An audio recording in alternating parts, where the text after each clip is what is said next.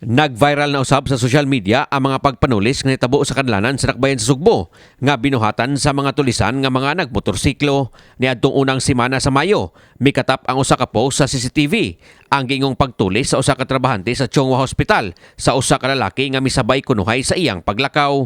Human makuha ang gamit sa biktima, wa pa matagbaw ang tulisan, iya pang ginapatan ang biktima sa wa pa mosakay sa naghuwat usab nga motorsiklo nga nagsilbi niyang getaway vehicle. Nakuha usab sa CCTV ang laing pagpanulis sa may Dan Iscario ug Dan Singson sa Barangay Guadalupe ug Capitol Site sa Dakbayan Sugbo, Martes sa buntag ning semanaha. Base sa public post sa Facebook sa netizen nga si Chacha nga nabiktima siya sa pagpanulis sa duha ka mga laki nga sakay sa motorsiklo. Sa maong insidente, gingong gitiunan siya sa ulo sa mga sospek nga sakay og motorsiklo ug dayong kuha sa iyang mga gamit. Sa pagisusi sa biktima, nasayran nga human niya. Laing tao usab ang gitulis sa mga sospek nga nakuha usab sa CCTV.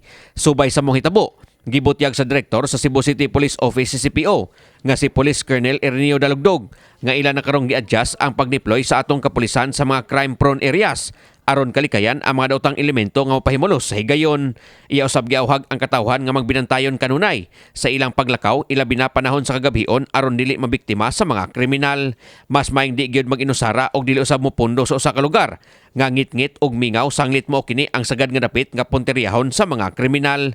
Og labaw sa tanan, iyang giawhag ang mabiktima sa mga krimen sa pagtaho dayon sa atong kapulisan aron masusi ang hitabo og sa ingon maila ang mga posibleng suspitsado. Concern na police station, mag-coordinate sila dito, i-contact nila itong biktima mismo para atong i-invite sa station na matay Aero Gallery. Kay basin ang katong mga suspect nga nagbuhat nito usasab sa mga previously arrested sa atong mga pulis. Sama atong nahitabo sa diri sa may station 2 nga katong adunay nahitabo na pagpanulis, cellphone ang nakuha ug naikash.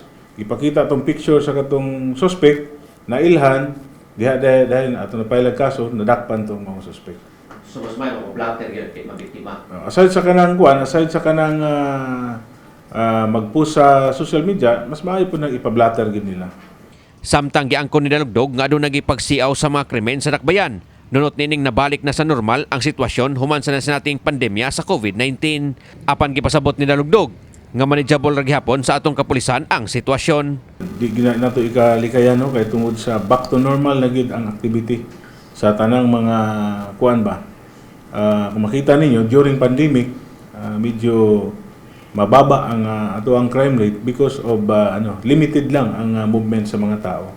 Pero karon makita nato Cebu City is napaka sentro sa tourism, sa turismo. Kaya halos lahat ng mga tao dito talaga mag-abot sa Cebu City para mobisita o musuroy sila. Kini si Greggy Magdadaro alang sa My TV Cebu.